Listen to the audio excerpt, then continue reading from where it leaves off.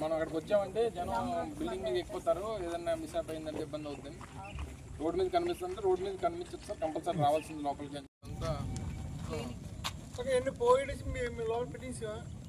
లోపల ఎక్కడ పెట్టించి నలుగురు మనుషులు పెట్టించి జియో నెంబర్ అడ్మినిస్ట్రేటివ్ శాంక్షన్ నర్సీపట్నానికి ఒక అడ్మినిస్ట్రేటివ్ శాంక్షన్ లేకుండా నేను అంత అమాయకులండి ప్రభుత్వం నడుపుతున్నాం.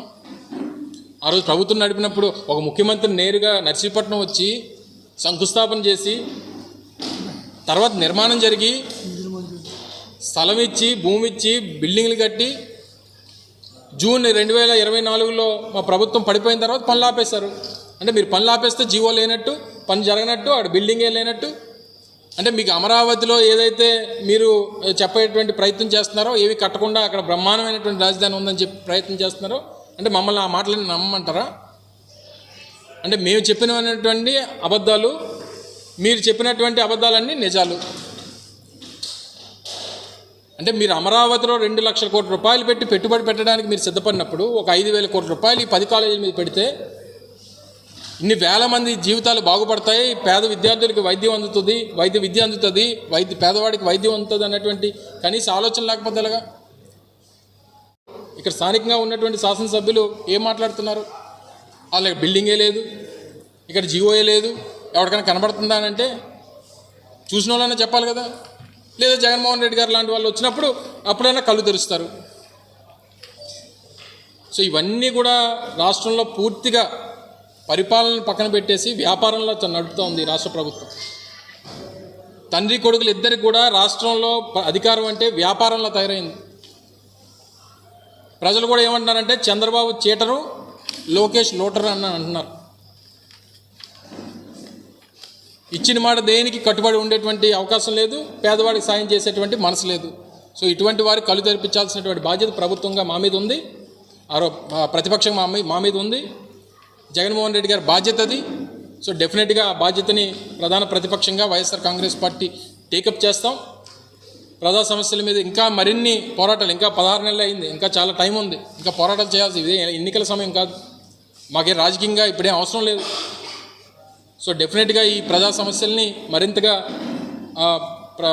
ప్రజల్లోకి వెళ్ళి ప్రభుత్వాన్ని మీద ఒత్తిడి తీసుకొచ్చేటువంటి బాధ్యత వైఎస్ఆర్ కాంగ్రెస్ పార్టీ తీసుకుంటుంది.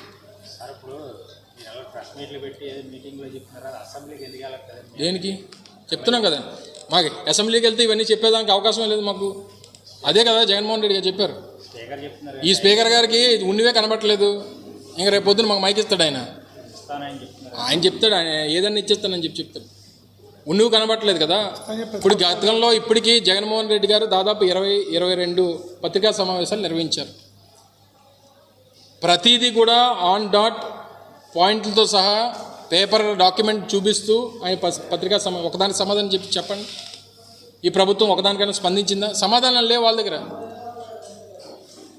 సో డెఫినెట్గా మా బాధ్యతగా మా తాలూకు ఉద్దేశాన్ని, మా పార్టీ తాలూకు ఉద్దేశాన్ని చెప్పేటువంటి దానికి అనేక ఫోరాలు ఉన్నాయి.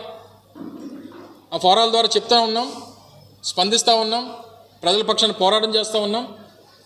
మా పార్టీ తీసుకున్నటువంటి నిర్ణయం మేరకు కాలేజీలు సందర్శించడం కానీ, నిరసన కార్యక్రమాలు చేపట్టడం కానీ, స్థానిక పార్టీ నాయకులు గణేష్ గారు దీక్షలు చేపట్టడం కానీ, ఇలాగా అనేక కార్యాచరణలు రూపొందించాం. గతంలో జగన్మోహన్ రెడ్డి గారు ప్రకటించినటువంటి ఏదైతే వారి కార్యాచరణలో భాగంగా అవసరమైతే నేను కూడా కాలేజీల విజిట్స్కి వస్తానని చెప్పి ఏదైతే ప్రకటించారో ప్రకటనలో భాగంగానే రేపు నర్సీపట్నం విజిట్ కూడా ఉండబోతా ఉంది. విశాఖపట్నం ఎయిర్పోర్ట్లో వారు విజయవాడ నుంచి ల్యాండ్ అయ్యి అక్కడి నుంచి రోడ్డు మార్గాన మాకవరపాలెం విచ్చేసి కాలేజ్ విజిట్ చేసి అక్కడే మీ అందరితో పత్రికా సమావేశం ఏర్పాటు చేసి మళ్ళీ తిరిగి వారు ప్రయాణం అయ్యేటువంటి కార్యక్రమాన్ని ప్రస్తుతానికి ప్రకటించడం జరిగింది. దానికి సంబంధించినటువంటి ఇంటిమేషన్ అంతా కూడా సంబంధించినటువంటి శాఖ అధికారులందరూ కూడా ఇంటిమేట్ చేయడం జరిగింది. దాంట్లో భాగంగానే ఈరోజు నర్సీపట్నం నియోజకవర్గం పార్టీ కార్యకర్తలతో అందరితో కూడా మాట్లాడి మొట్టమొదటిసారిగా ఎన్నికల తర్వాత వారు ఇచ్చేస్తున్నటువంటి సందర్భంలో వారికి సాధారణంగా స్వాగతం పలకాల్సినటువంటి బాధ్యత పార్టీగా పార్టీ నాయకత్వం మీద ఉంది కాబట్టి దానికి సంబంధించినటువంటి కార్యాచరణ కూడా రూపొందించుకోవడం జరుగుతూ ఉంది.